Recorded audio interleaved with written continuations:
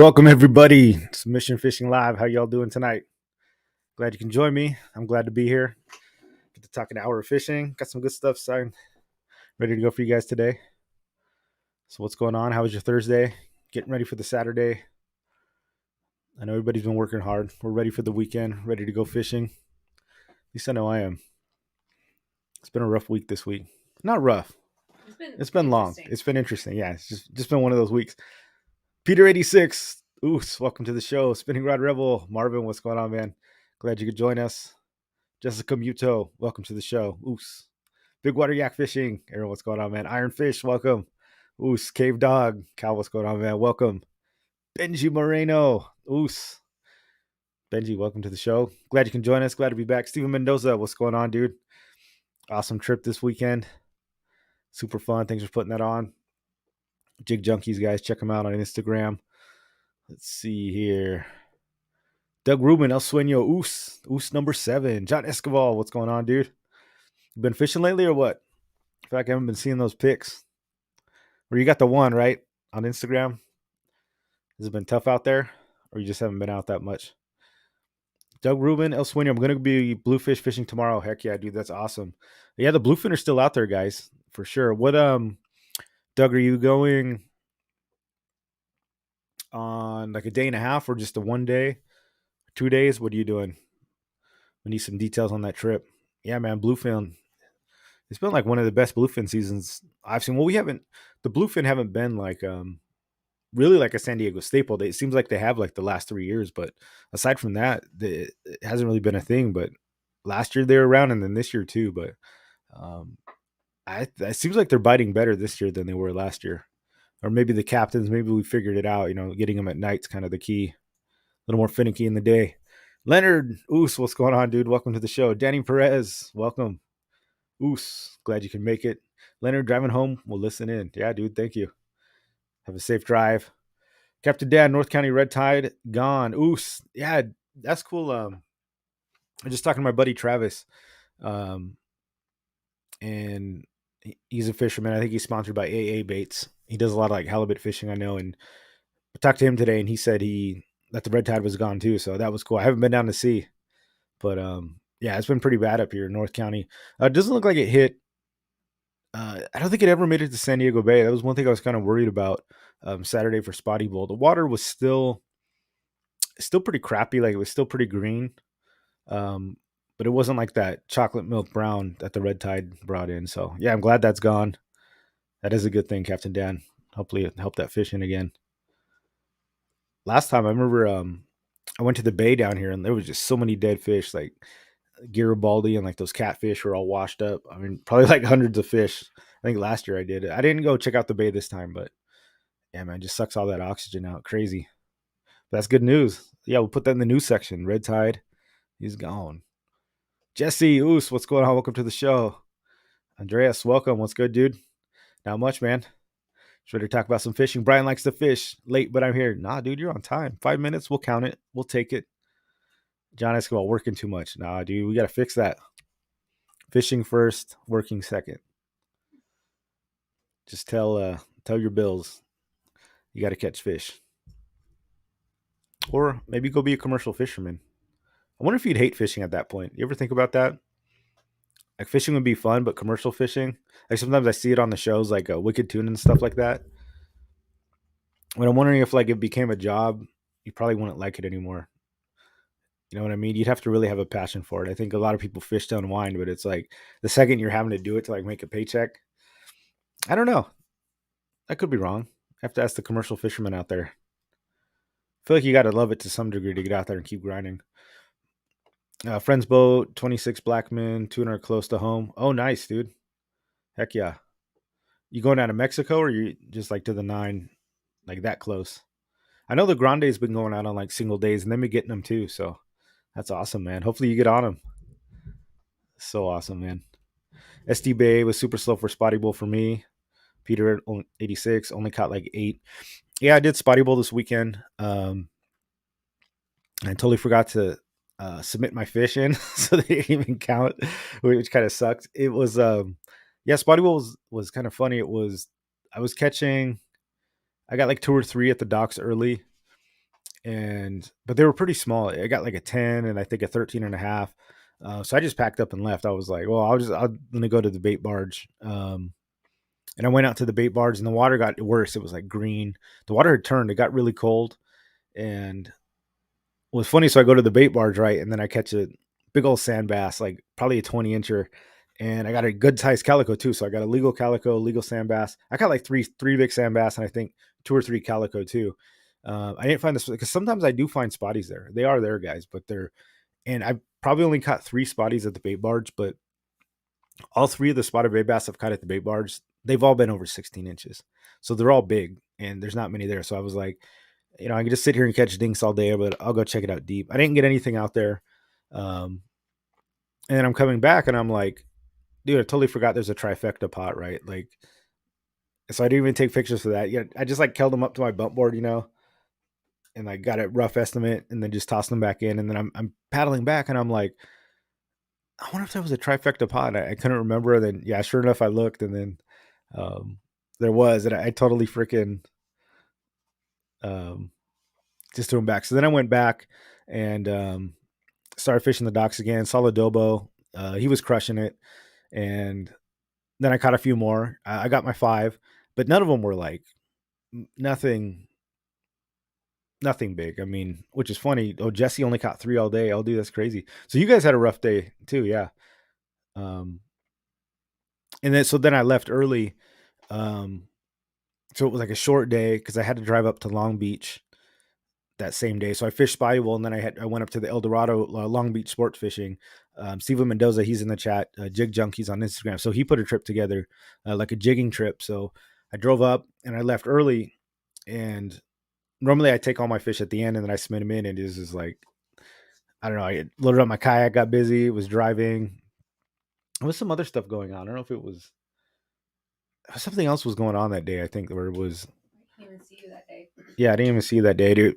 It was like it got busy and I just totally blinked out. I got like halfway home and was like, I totally forgot to put in my pictures. It's not that big of a deal. I mean, I don't think I was really in the running too much anyway, so it's all good. Wait, if you don't turn them in by 1:00, yeah, by 1, then you can't turn them in at all. So they got to be in by the deadline. Well, because otherwise, you can just catch them whenever. There's got to be a timeline when you get them in. Otherwise, the code, but still. Yeah, but you don't know when you caught them. Yeah, that's brutal. It's all good. You have to deal with 20-foot seas. What, tomorrow? Or are you talking about commercial fishing? That's crazy. Usep, what's going on? Jesse, Sunday was rough for me. Terrible weather. Interesting. Well, we went out. Ooh, Salty Dangler. Oos, welcome to the show. Yeah, so Saturday went out to, like I said, we launched out of, so Friday night, we got on the boat, went on the El Dorado, and we launched out of Long Beach, sport fishing, and it was pretty cool. So Steven Mendoza put on like a jigging trip. So JYG Jigs was out there. So we got a jig with the trip. It was pretty cool. And yeah, we went out to San Nicolas Island. So basically we slept on the boat. Boat left at like 8:30 p.m. Actually, we left a little earlier because I think people were there. Went in, we were up for a little bit, passed out. And then it was, so if you guys don't know where it is, there's like Catalina Island, and then it's still like twice as far to San Nicolas. So you hit Catalina, and then I feel like you're maybe like a third of the way there once you hit Catalina. There's Catalina, Santa Barbara Island, and then San Nicolas. So yeah, it was pretty cool. I've never fished out there before. They woke up early at like 3:30, and we're making squid for bait, and it was okay because they put the squid light out, but nobody was catching any squid for bait or anything like that. So I was like, I got up and I'm like, what are you supposed to be doing? They're like, oh, we're jigging. They had squid jigs on, like the little sabikis with the squid thing, trying to catch squid, but nobody was catching squid. I know they had the net ready, but I don't know. It was like a jig trip. I mean, I wasn't going to fish with bait anyways, but I just went back to bed, and I think we woke up at 6 and then we were ready to go. And yeah, it was pretty good. The first spot we hit, it was kind of dead. It was just like whitefish and stuff like that. And then nothing was really popping off, it got slow. And then we moved out. We were only there maybe like 40 minutes or something like that. Although I think I did catch the first fish on a jig. I downsized to a little tiny jig, ended up getting one because we weren't that deep, and then we moved out. Yeah, we just started crushing, dude. These, I mean, the biggest vermilion I've ever seen. I mean, these things were just freaking behemoths, you know. And it was crazy because the weather, it wasn't too bad, but it was windy for sure. So we were, and then too deep to anchor, right? So when you can't anchor, the boat drifts. So when they get over a spot, ideally, you'd like to anchor somewhere when it's shallow enough. That way, the boat doesn't move. You get on top of a rock pile, you anchor and you stay over it. I mean, obviously, that's ideal, but that's what we did at the beginning. But we had to move out to find the better fish. So when you can't anchor, you have to drift. The captain will set up the boat and say there's a big rock on the bottom or rock piles or whatever it is, and then you just slowly just drift past it. Everybody's fishing, and you fish over the rock. And then after you've gone over the rock pile, however fast the drift is, you'll go and reset the boat. And yeah, that was the biggest challenge because when we went out, we're probably about, I'd say 300 feet deep, maybe 250, 300 feet deep. But the drift was so severe that, like, honestly, by the time your jig hit the bottom, you were like, I mean, 4, 5, 600 feet out. People were spooling their reels.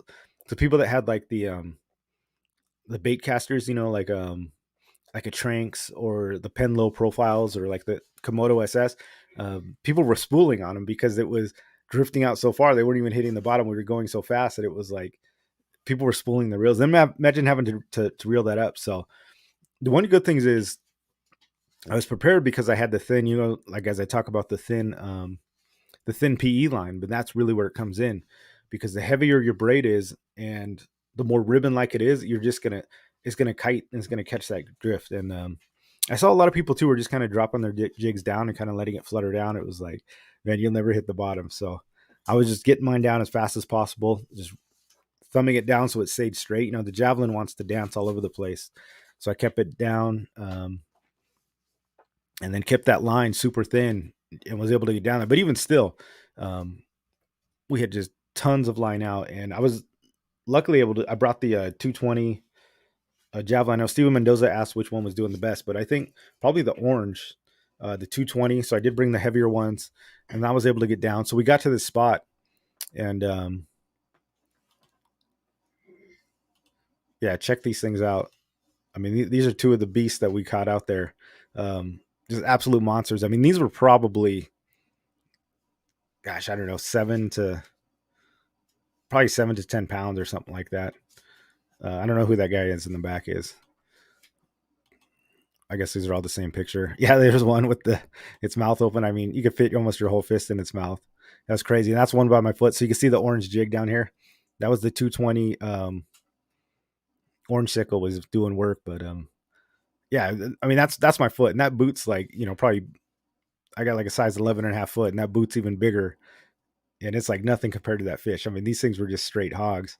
Um, I mean, some of the biggest fish I've ever seen. And yeah, but the um, light PE was definitely the key, and then also having the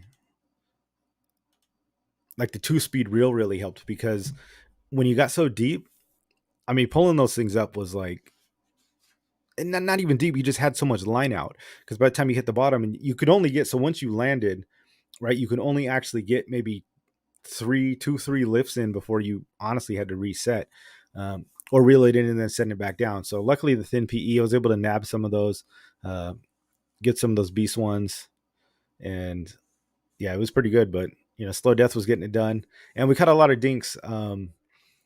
We are catching like the chucklehead. I got some, I think, one tiger rockfish or something like that. Some other small reds. Got a tons of fish, but this one spot like seemed to produce these giants. I mean, once we kind of hit that, I think we fished that area like an hour, and then we moved on, and we didn't really get on them.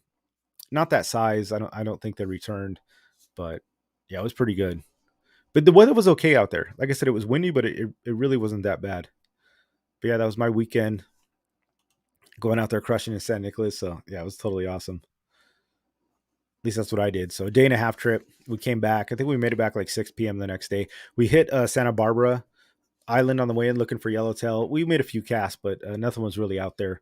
I know we were looking for white sea bass for a little bit too, like in the morning. But nothing really showed up. I think though to get the white sea bass, you really got to be dedicated for those. You know, the captain's got to look for them and really get on them. But yeah, crew was really good. It was a great trip. So, Jig Junkies, dude, thanks for putting that on. It was super awesome. Captain Dad's, oh, the commercial fishing. Yeah, it's all good. It's all good until you have 20-foot seas. Yeah, and the commercial fishing. Yeah, dude, that's something else, right? I mean, because you got to pay your bills. You're probably going out and anything. You don't have the luxury of choosing the no, I'm not gonna fish today. It's like, well, sometimes I think you gotta fish today. Actually, do jujitsu with a commercial fisherman. Um, he's a cool dude. He just started, so he's a white belt, but I think we're about the same age or so. And he's always telling me about he's going out there fishing and they like to fish on their lunch breaks. Never I think sleep. they catch a lot of squid and stuff like that, though. But yeah, they don't sleep very much, man. It's crazy. TB Metal Art, oos, what's going on, guys? Want some metal art done? Go talk to Todd. See a slow death jig behind me? This is the man right there. He's got the belts, Spotty Bull belts, WFT belts. He does it all, man. Great work. Uh, catch any dude? Yes, I didn't. I didn't catch any whitefish, but there were some people. Even though it was a jig trip, there was a lot of people were still just like they were using the squid and because we caught cut. They had cut squid, you know, like blocks of it in the thing. I mean, so there was some people that weren't fishing jigs and they were getting the whitefish. But yeah, dude, there was some tank whitefish out there. Um, yeah, you can get whitefish on the jig, but they're not too prevalent, but they do happen. Jean Marie Muto, oos, welcome to the show. Glad you could join us. Let's see here. Let me bring up my notes. But yeah, I've got a so let's see. On a side note, we have another trip coming up. This one's not it's a trip that I'm sponsoring, although it's not one that I'm putting together necessarily. I am going on the trip. I know I posted it on Instagram. It's from Poseidon Fishing Adventures. You put a link to that, Jessica? I will look for one. Yeah, we'll see if we can put a link on there. It's a 2 day trip, 2.5 day trip. So it's a long trip. I think it was like almost $800. So it's a pricey trip in August. But you go down. We're leaving out of San Diego. Passports are required, but this is one of these trips where um, you get like those fish we're talking about. You know, how people when we had the what was that kayak trip we had planned? Down to Cedros? Down in Cedros, right? This is kind of the same area. You hit the same islands, the same stuff. So it's the same kind of legendary fishing. It's 2.5 days. If you guys can make it in August, I'll be on the trip. There's a couple spots left. So if you guys want to get on there, $890 is the cost. So still, it's not bad for 2.5 days. I don't think that's a bad price at all. For the quality of fish you're going to get. So Poseidon Fishing Adventures is putting it on. Matt's the president. I'll just put his email in there. Yeah. What was Matt's last name? I forget. Groff. Matt Groff. Yeah, that's right. So I met him up in Los Angeles when I was doing that event for, was it Fisherman's Access, I think. And yeah, he came by and he does like a big thing up there. He's part of South Bay's Angler Club. So I'm going to go speak at his club September 14th. They do a thing. So he's the president of South Bay Anglers Club. He runs Poseidon Fishing Adventures. So this guy runs boat trips. And I think he's affiliated with the CCA up there too in Los Angeles. So he's a good guy. He loves fishing. He knows that he can get you on him. So it's in August. If you guys want to get on it, I'll definitely be going. And yeah, check out the link in my Instagram thing. There's a few spots left. So it was cool. He opened it up to you guys. So he was like, dude, I got some spots. If you want to promote it, definitely do it. So I'll be there.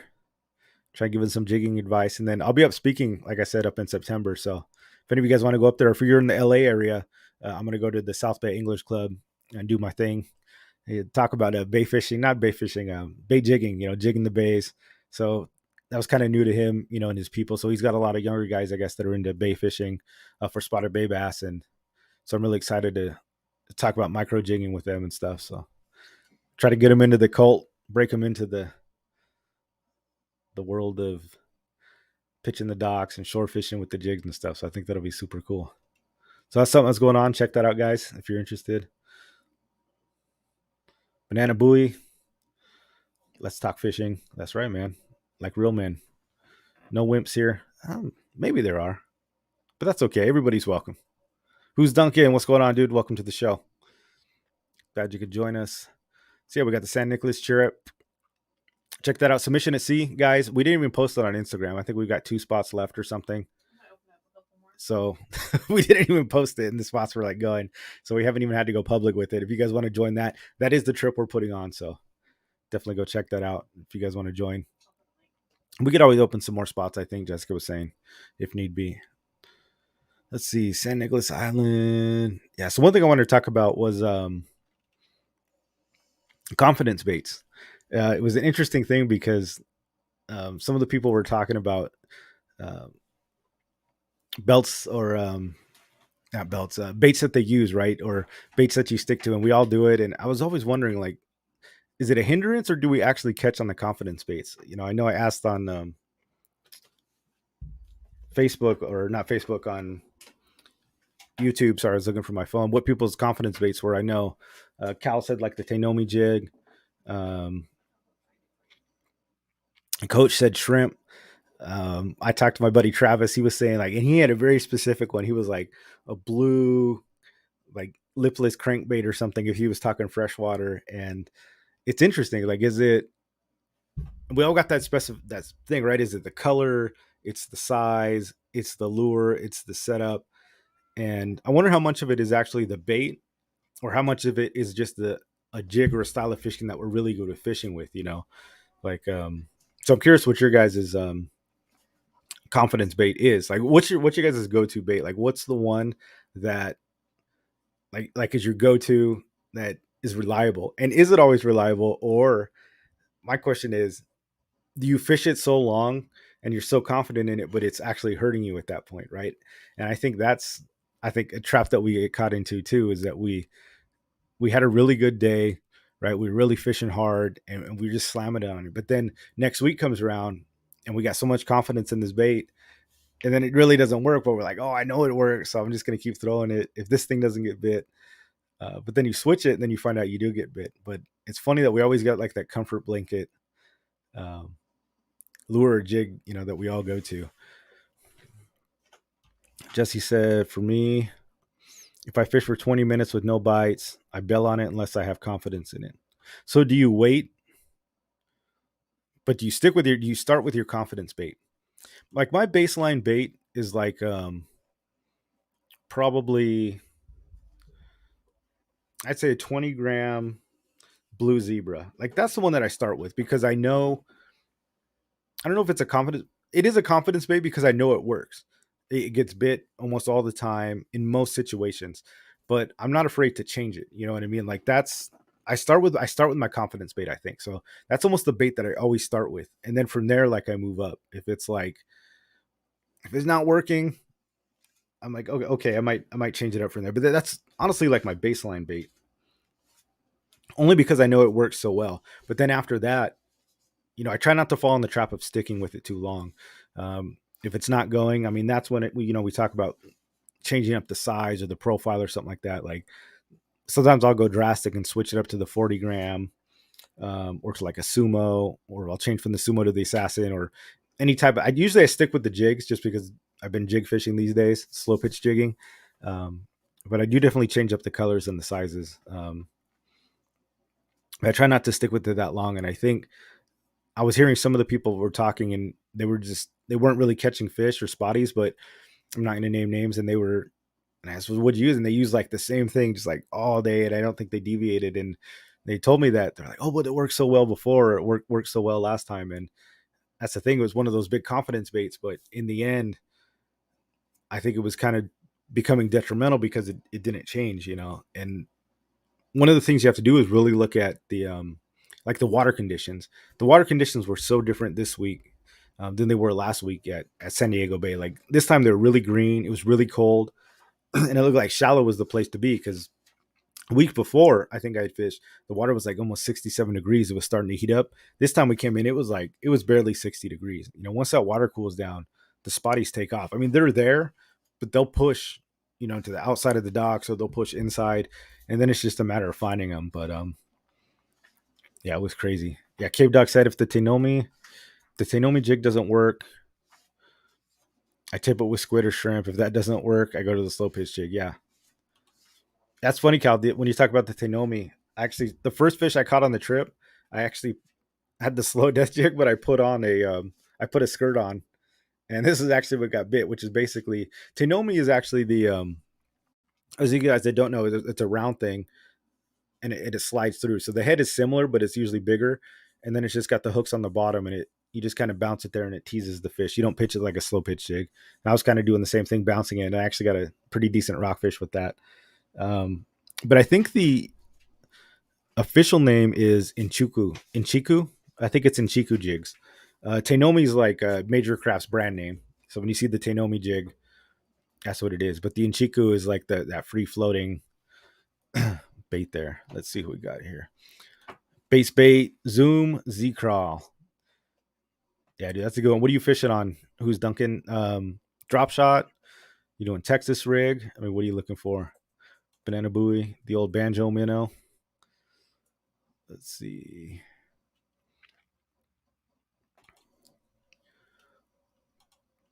Paul Robinson, what's going on, dude? Welcome to the show. Yeah, they know me. Paul Robinson said, "My confidence base is whatever I catch the first fish on." Can you give us a max timeline? I mean, it's whatever it is, right? Like if it's just sometimes that's the thing. I don't know. I don't think everybody has to have a confidence bait. I guess that's kind of the question, right? Do you have a confidence bait? Um, but not you don't necessarily have to have one. A timeline is kind of whatever you do it. But I think that's what I was saying. Somebody was fishing baits too long that wasn't working because they had confidence in it from previous days and it didn't get working. Um, yeah, good stuff. Jesse said, all these days for spotties, I start with slow pitch jig and A rig and then the Ned rig when things get slower. Interesting. So you piece out to the Ned rig. That's pretty cool, dude. That's like your last ditch effort. Yeah, Ned rig gets bit. I mean, it's true. I think it's boring, but it works. I don't know why I cut bait for me. Yeah, coach said shrimp. So that's fine. But yeah, your confidence bait. I mean, that's fine too, dude. Cut bait works. I mean, that's no joke, Benny. I mean, you do. There's a reason why when you go out on trips and charters, they always got the live bait and cut bait because it's tried and true, dude. It's almost bulletproof. If they're not, that's what they eat in the wild. If they're not eating that, dude, it's like, man, you're in trouble. I got two baits that I'm confident in. Try to match bait for different conditions. Oh, 2 to 4 baits, yeah. So you got a multiple one. So you don't just have the one, that one like golden confidence bait. That's what I want. I want like your one bait that you think is fire. Let's see here. The second option. What did you say? You had like a surface iron, right, Steven? I think on there. I saw that. Let me pull it up on the YouTube real quick.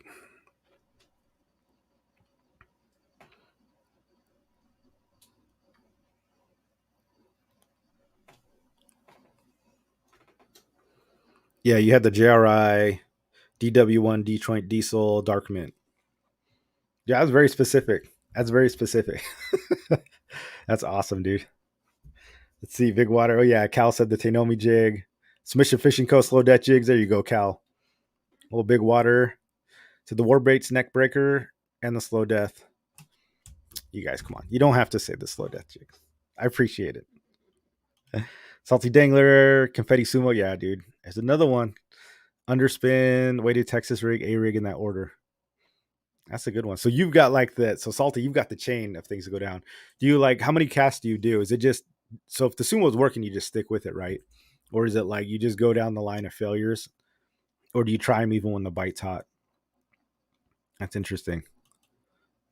Yeah, dude, those are good. That's good. That's a good order though.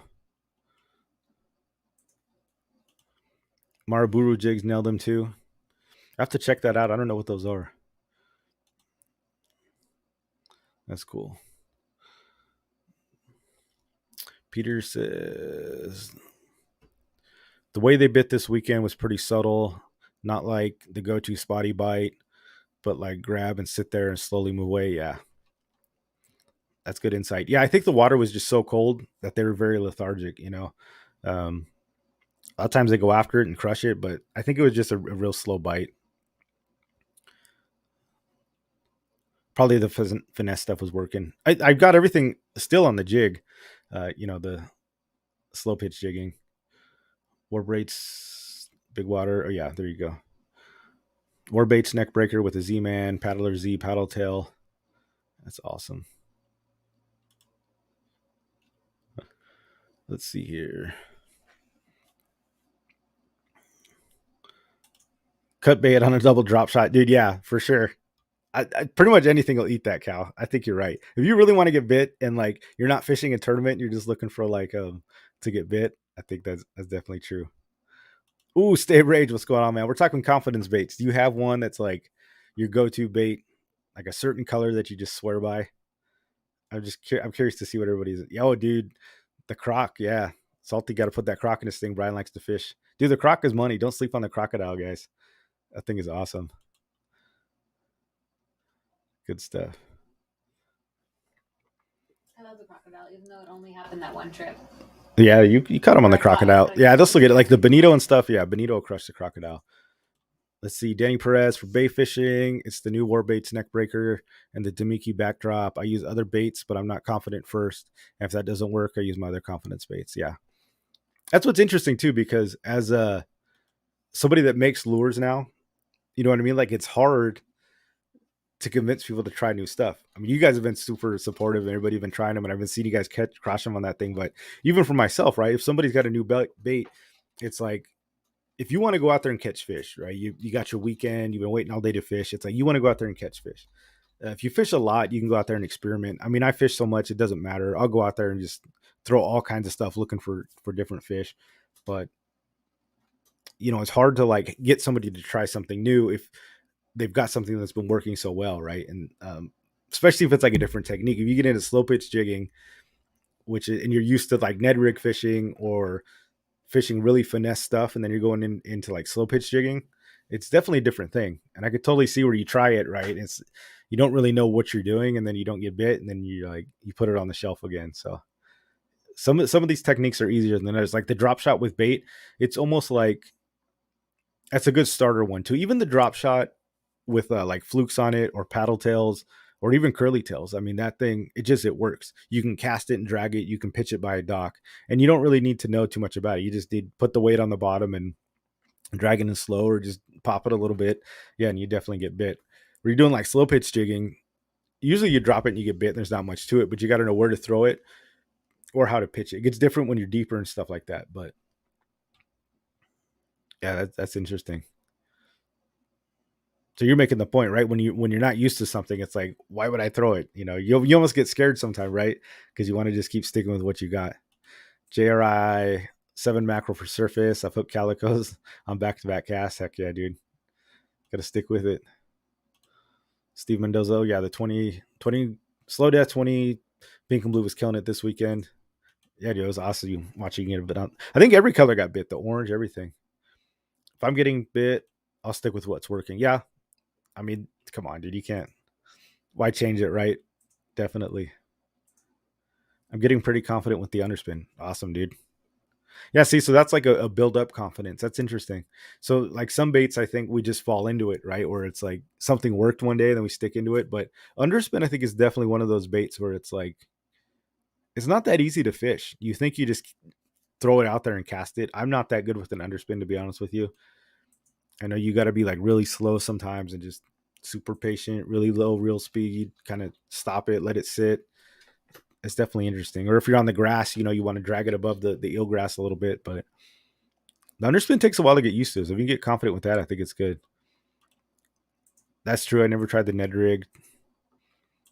Ned rig works, dude, but I think the Ned rig is just like the most boring bait on planet Earth. Ned rig is like it works and it gets bit if you just throw it down there and drift. Like the problem with the Ned rig that I don't like, it's like it's almost like waiting bait. It's the same as like just sitting there with cut bait waiting for something to come by and eat it. Like you throw it out there and you just sit there with the rod in your hand and you just drift by and it works. Like the fish will eat it. Same thing with docks, but man, it's just I got super bored fishing it. I kind of learned it. I got plenty of confidence in it, so I can fish it and make it work, but it's just so freaking boring to me. I don't know how you guys Ned rig like that all the time. I mean, I guess if you want some sleep, that's the way to do it. Mint surface iron straight down the lane is, yeah. I like the scrambled egg surface iron. I've had a lot of luck on that lately. Big calicos and stuff. So yeah, I was just curious, what your guys' confidence baits were and stuff. I just thought it was an interesting topic. Where you fall on it, where you start, when you change. But yeah, I guess just don't get too comfortable with it. I think that was the kind of the moral of the story that I heard. Stick with what works, but I think we overestimate our confidence in the bait, when sometimes it's like it's not really the bait so much. It's just how you're fishing it, or it's what the fish want. I think water conditions are actually a lot more important than the actual bait. Um, Especially this weekend was one of those perfect things where, oh yeah, one of the reasons I want to bring it up because the conditions were like green, right? The water was green, and so normally I go to the bait barge and I'll throw like a 40 or 60, but I was playing around and I had this rigged up for San Nicolas, but I got a assassin jig and I threw a Colorado blade on the back because I was just going to cast it out for like yellowtail or whatever. And the water was so green, and I had never fished this before. I knew it worked because I'd like tested it. So I was looking at the Colorado blade at the back and it was spinning when I was casting and retrieving. I was like, yeah, it works good. I was just testing it out. So I went out to the water at the bait barge. Oh, that's right. So this is the whole point of my story. I went out there and I was fishing, right? And just dropping. Nothing's getting bit. My usual stuff. The sumo usually gets slammed there, like the 60 gram or even the regular one. But I'm like, dude, this water's green. Like I need something else. So I'm like, this thing's got a flash on it. Let's try it out. Sure enough, threw it down. Bam, got slammed by like a 16-inch calico. Reeled that up, threw it down again, made it to the bottom, caught like the 20-inch sand bass. And just within the span of like probably I'd say 20 minutes or so, I think I got 3 calicos and 3 sand bass, all in a decent size. They were all on this jig. And this was just the 40 gram, yeah, just the 40 gram assassin slow death jig that I put a Colorado blade on. And I don't know if it was the extra vibration or the color, but I think the water was so murky. I was like, I need something a little more flashy to maybe get it down there.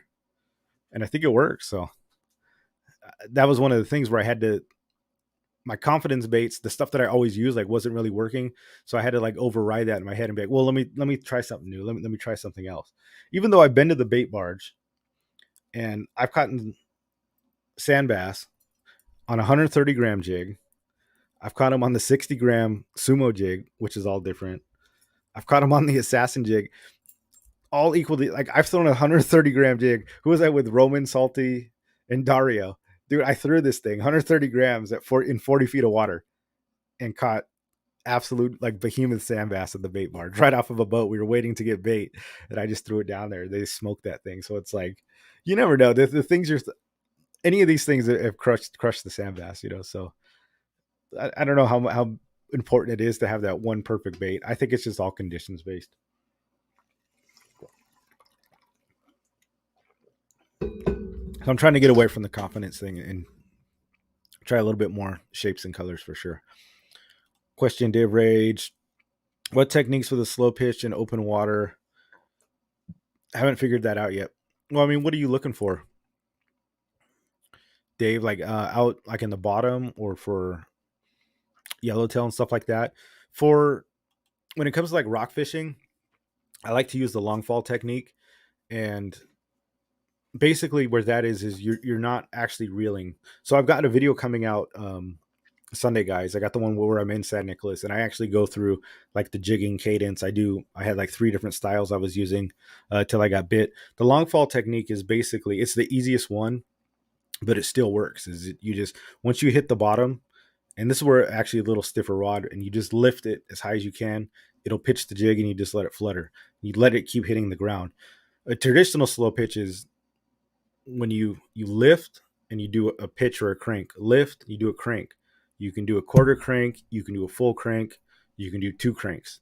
So as you lift, crank, you can go slow down, then crank, slow down. And you can get rockfish by that too, because it comes off the ground.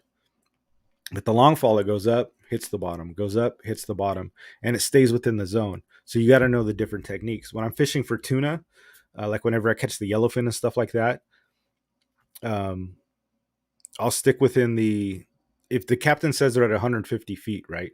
For example, I'll go down to 200 feet. And what I'll do is I'll work the jig up. all the way up to about 50 feet. And then when they're not there, I'll just flutter it down again and just work it in that zone. And usually I'll do a pretty steady pitch, up, pitch, up, pitch, up, pitch. Or if you're in the zone and you know you're about at 150, you can long fall it there too. You don't have to be on the bottom. Just lift it, let it fall. Lift it, let it fall. So those techniques usually work in the water. If you're talking about the bay, um, yeah, just set it to the bottom and just long fall it. I would just let it flutter. If you're like 50 feet, you don't have to thumb it down. Just let it flutter the whole way down.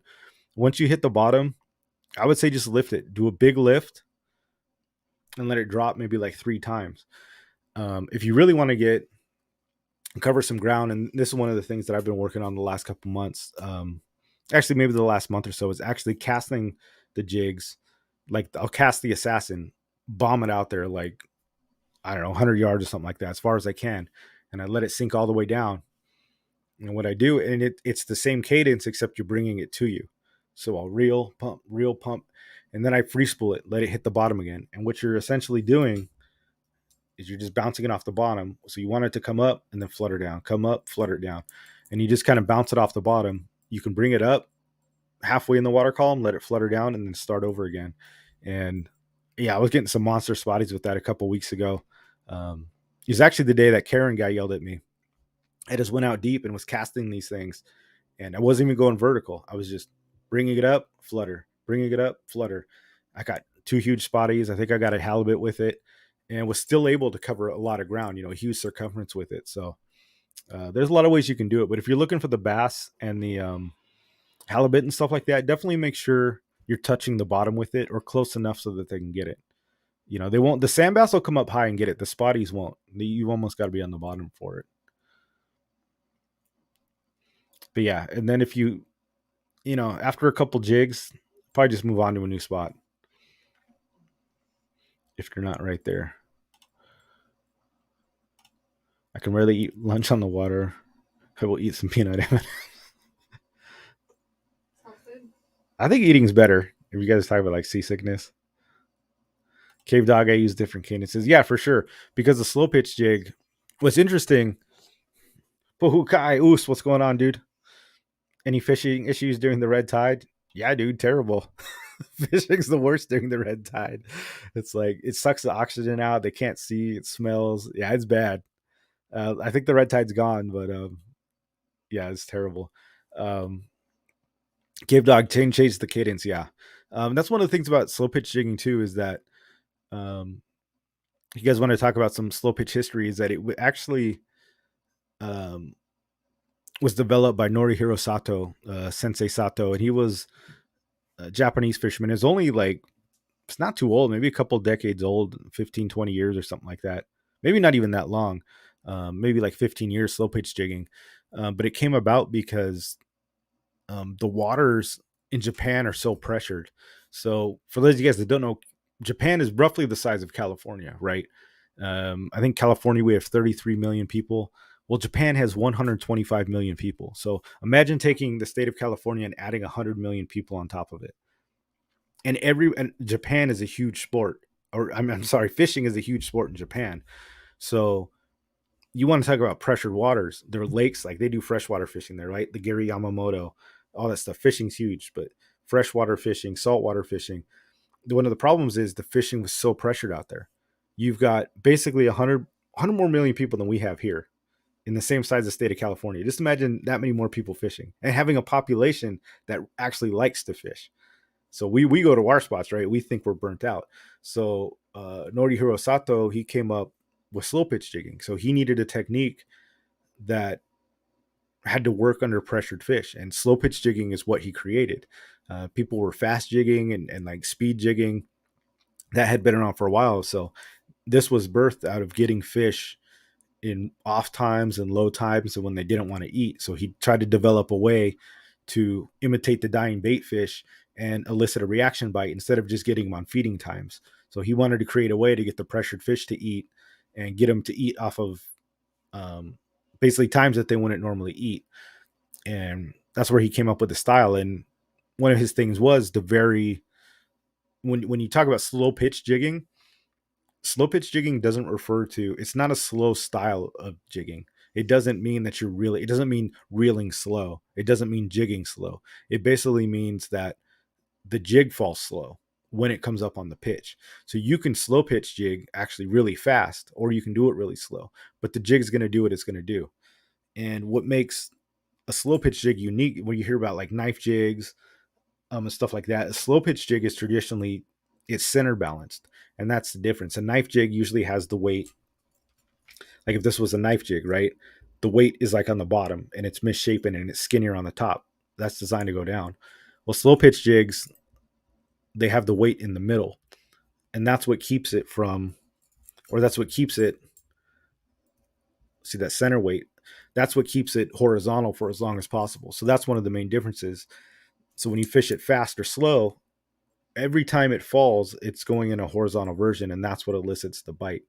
So when you're pitching it and it goes horizontal, you can do it fast. So it doesn't, slow pitch jigging doesn't necessarily mean just slow reeling. It means that the jig is falling slow, and that's what gets the bite.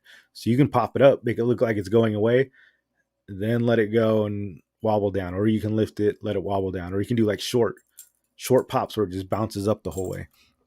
So the whole idea is to get the jig to work in any way you want. You know, there's not one way to jig it. You don't, it's not just like you lift once and you reel halfway, you lift once and reel halfway. No, you can pump, pump, pump, reel. You can do the short, choppy ones. You can do it with not reeling at all. And once you find the cadence that's working, that's what you stick with. Like you find out what the fish want to eat and the type of bait that they're eating, and then they'll eat the jig. So I just thought that was interesting.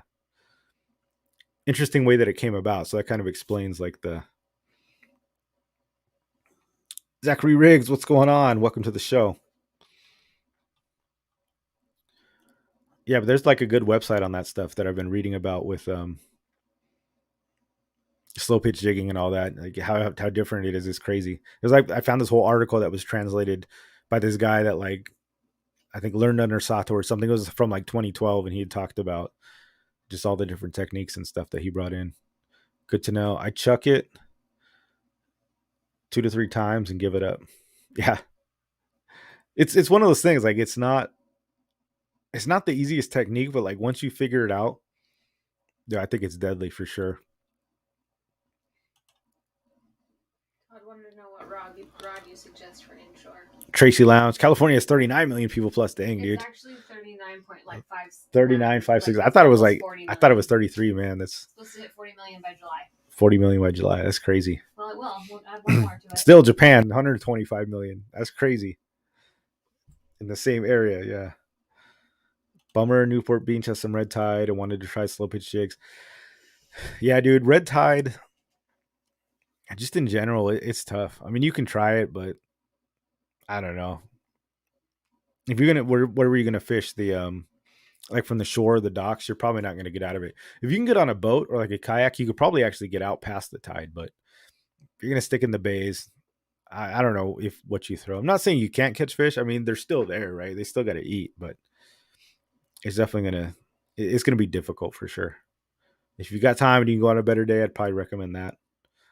But if that's the only time you got to fish, dude, do what you got to do, right? Some fishing is better than no fishing. Crazy. Carl Black, let's go. What's going on, dude? Welcome to the show.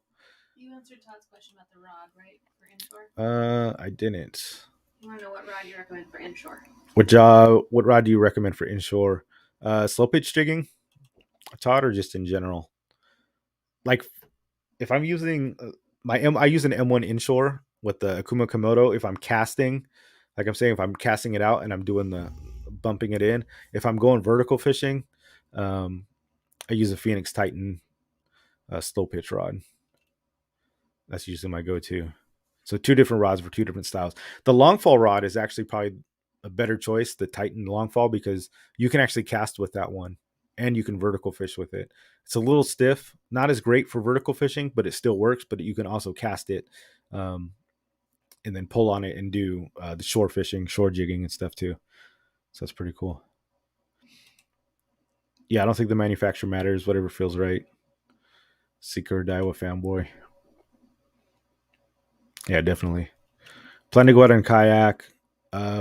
half mile to 2 miles sea kayak. Yeah, you might if you get out 2 miles, you probably can get past the you might get out past the red tide. I think it usually doesn't go out that far. It's a pretty coastal thing, to be honest with you. So you might be okay if that's the case. I think you can get past it 2 miles. Maybe look up some see if you can find some drone footage or some news or something like that for sure. Yeah, slow pitch jigging. I get a Phoenix Titan long fall, Todd. Um, like I said, you can cast on it and you can vertical fish with it. It's pretty versatile for sure. Zach said, I love the slow pitch. I find the slow pitch is the most effective when I'm working the water slowly. If I'm frantically looking for fish in the final hour of spotty bowl, slow pitch doesn't work for me. Oh, interesting. So when you're patient with it, it works for you, but not so much when you're hustling. So what does he go to when he's hustling? Yeah, what's your go-to when you're frantically fishing, or does it just not work at all? Or do you stick with it and then just don't catch fish? Sometimes it's the bite too, dude, right? Like you go off, there's nothing you can do. If the fish don't want to eat, they're not gonna eat. Like it doesn't matter what you throw, even if you're throwing bait, cut bait. If they're not hungry and it's not the fishing window, there's nothing that's really gonna work. You have to be there, huh? But watching your videos, awesome content. I liked your Laughlin trip. We're buying a house in Bullhead. Yeah, dude. Congratulations. That's awesome. I own some property out in Bullhead. I know I told you already. Cal, rod for slow pitch jig. I have a Phoenix Titan, a medium fast, a Daiwa Harrier, medium phase, and a major craft giant killing. Yeah, those are awesome, dude. I know Dario's got the Penn Battalion too. And I think he said he likes that one a lot, which is pretty cool. Which is another, that's like a decently priced slow pitch rod. I think to like $150 or something like that. Yeah, if you don't want to invest in the Phoenix, I mean, you're going to pay $350 or more for one of those. The Instagram questions: Big Water, are you going to win Spotty Bowl? No, not this year, dude. I think I'm out of it at this point. I'll have to check unless I didn't watch the results yesterday. I had a bunch of stuff going on, so I don't know who's ahead or how did you guys do? How did the Masters do? What was the winning bag? Yeah, I'm not sure. Brian likes to fish. Oh yeah, it's time to order a different boat. But it goes to that. If you guys want the boat update, so we got the boat's coming. I guess it's a thing. It's been It's here. it's here. San Diego. Is it? That's what Zach said. Oh, interesting. I guess the boat's here in San Diego. So it was last week they told me it was ready. So it's in Washington and I think they were getting it shipped here, but apparently it's in San Diego. And we just talked to our finance guy and everything got approved today.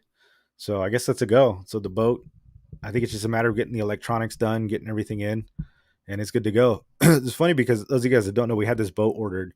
I had a custom boat ordered for over a year.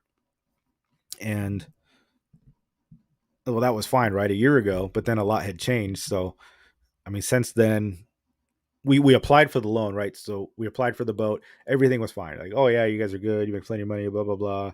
Credit looks good.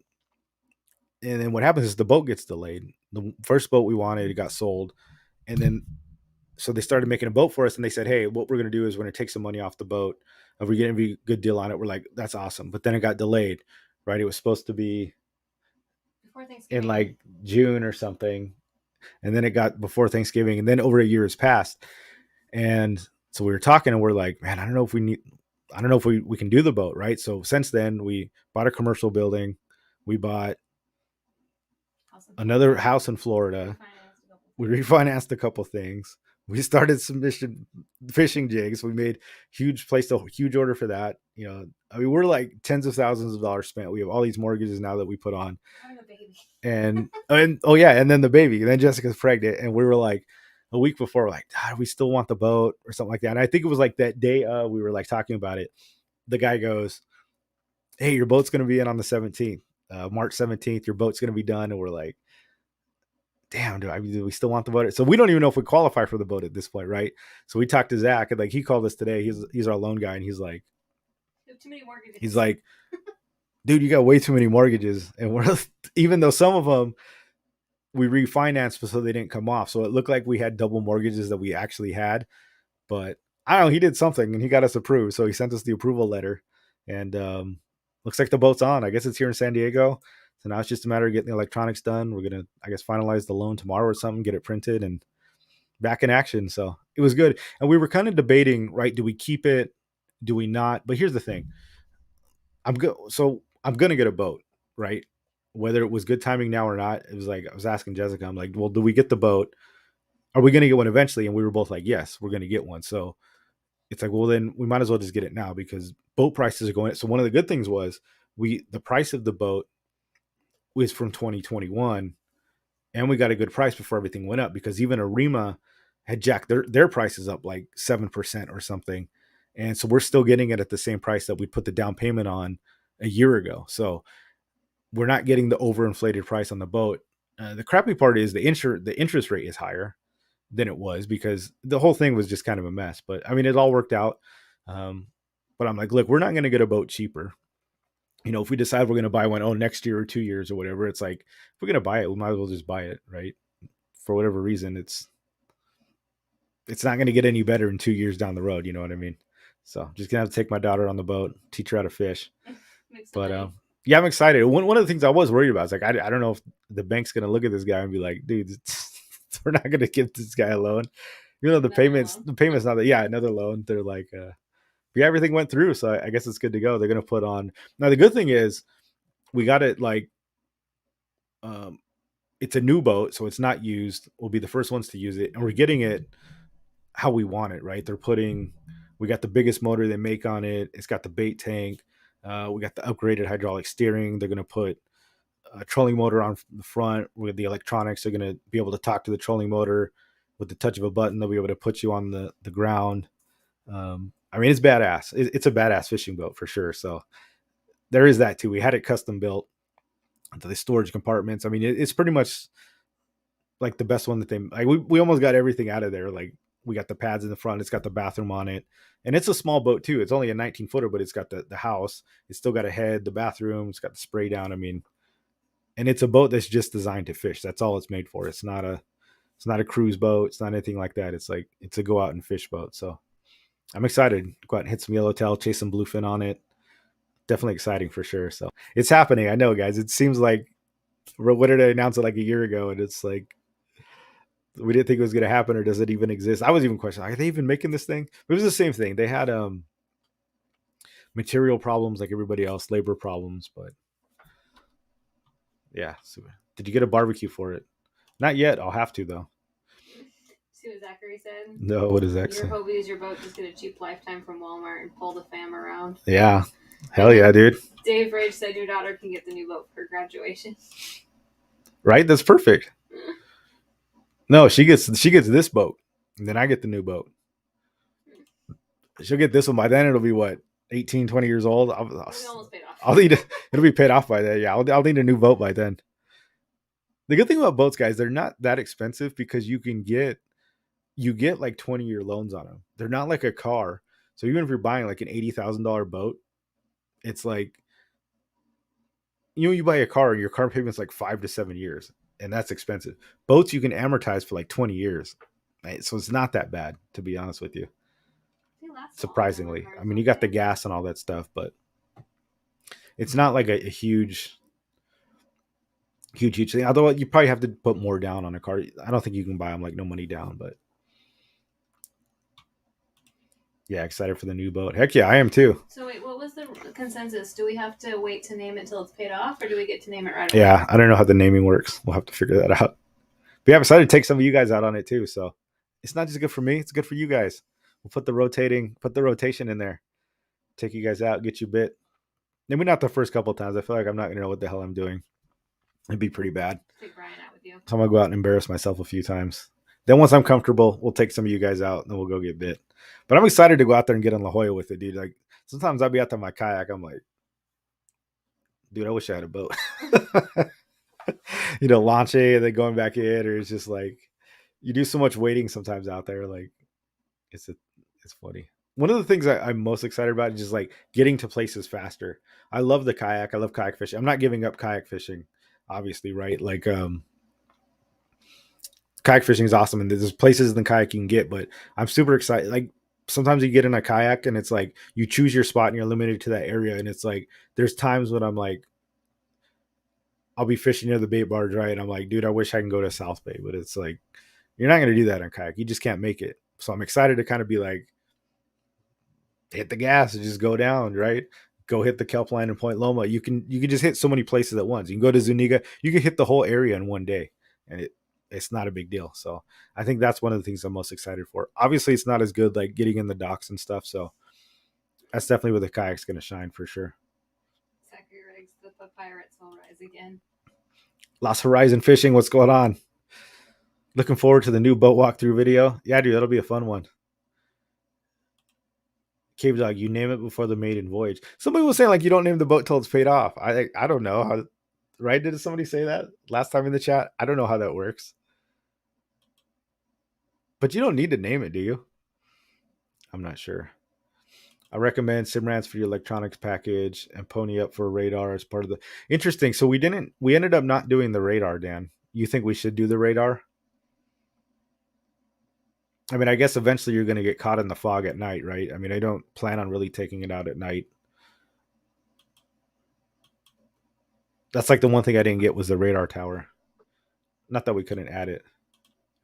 You should name the boat your signature BJJ move. I don't know if I have one. The guard pass, the inverted knee bar, the guillotine. The guillotine, that'd be a cool name. I got some good ones. I called dibs on going on the boat. Yeah, dude, I'll rotate you guys for sure. So, I mean, that's exciting too. I'm gonna be excited to take you guys out. That's gonna be awesome. You guys can help me learn too. I know some of you guys like Dario, um, know a lot more about boats than I do. So, I'm not exactly an expert. That's for damn sure. Boat means bust out another 1,000. I don't want to hear that, Benji. Boat means you must bust out another 1,000. You should know. I've seen that boat. You got to get yours out there, man. Yeah, a lot of that is older boats too. If you keep up on it, keep up with the maintenance. Eventually, as it gets older, it's going to need repairs. But I mean, so does everything. Dude, my kayak I've had the cables break. I had to break out like miles out sea in La Jolla. I've had to bail it out because like it took on water. I had the control break. I've had the rudder cable snap. It's like it's not that it's not like a kayak's maintenance free either, dude. Even when those things get old, it's like it's not even that old, but I got so many miles on it. It's that thing starts falling apart too. So anything you do, you got repairs. Will the boat have a? Yeah, it will, dude. Hell yeah. Like I don't think Brian's cool bait boat has a name, right? It's just I think it's just the cool bait boat. So we'll just make it the submission. Put the submission fishing logo on it. His name is Slow Death. Calls it Slow Death.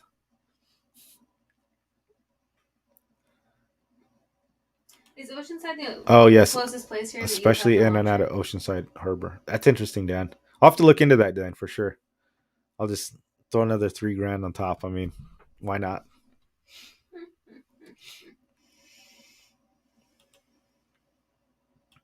Yeah, dude, Oceanside is no joke. We went out of there on like a big boat, and it almost didn't make it out. Like one of the charter boats. It was like that going in and out of that harbor was like those swells were so big, like the water was breaking like halfway in. It was nuts, dude. Some of the smaller boats had to turn around and come back, and we barely made it out. But yeah, Oceanside is sketchy for sure. I don't know if I'll be launching out there.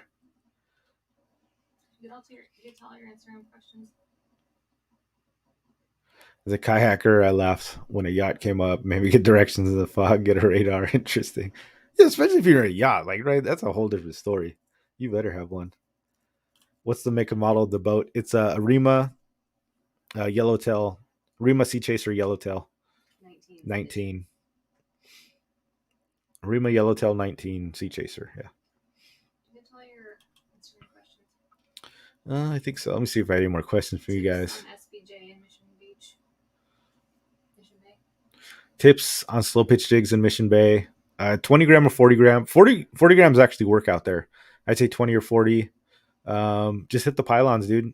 Even I've seen under the bait barge work. Not as good as San Diego Bay, but yeah, pilings under boats. Just hit wherever there's structure. Just toss it down there and let it do its work. Pop it a few times. If not, just move on to the next one, man.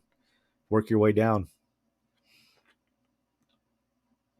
So that's for you, Brian. So you think Think it's time to order a different boat. Almost, dude. We were almost there for sure. But it looks like it's happening. Looks like it's happening. Zachary Riggs. Oh, underspin with the Kitech. Yeah, that is a fantastic bait. Sorry, guys, just checking off some of the questions. Let's see. I've been on a sport boat in Oceanside that had to call off and return twice before threading the needle and punching it. Yeah, dude.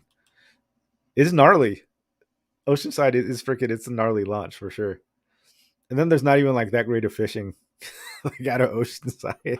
Although the bluefin were there last year, so I shouldn't say that. Right around June, I mean the bluefish were blowing up all over Oceanside right there, which is pretty rare though.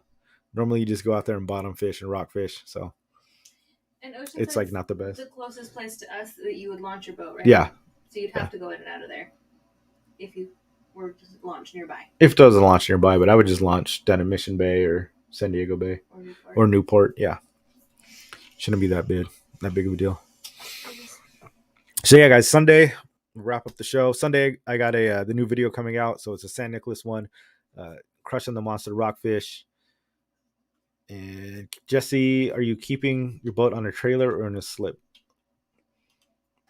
I'm gonna keep it on the trailer and just launch it. I was thinking about a slip and I was looking into it, but I think I'm gonna launch from so many different. I don't want to really be tied to kind of one place. I want to be able to take it and launch it kind of anywhere because it's a small enough boat. It's not real big, so it's easily trailerable, and I want to be able to drop it from different ports and just in and out and not have to do it. The slip would be tempting, but somebody made a good point. Is that even then, you still have to take all your gear and crap off, like, and you still got to maintain it, you know. And launching it's not too bad. Brian let me launch it and dock his boat. It wasn't too bad. Yeah, so we got the video coming out Sunday, and yeah, oh yeah, the WTF league is going on this week. I think somebody needed a partner or WFT league, WTF. I don't know what it's called. I think I've seen it different names, but I think it's like the WFT league, or you have to check with them. It's a team event. It's in Mission Bay. 5 biggest fish. I think 2 fish only of one kind. So get in there if you guys want to do that. It's $40 buy-in. You get to win the belt and you get to win the pot. So it should be good. If you have any questions, talk to Eric Lehman on the show. Eric the judge. He'll point you in the right direction. And yeah. Man, the Reds, it's Max Kim. Yeah, dude. They were freaking monsters. Wait till you see the ones that I caught, man. You'd see them on my Instagram page. They were freaking behemoths. It was crazy. It was good stuff. Good call and trailer. Yeah, I think so too.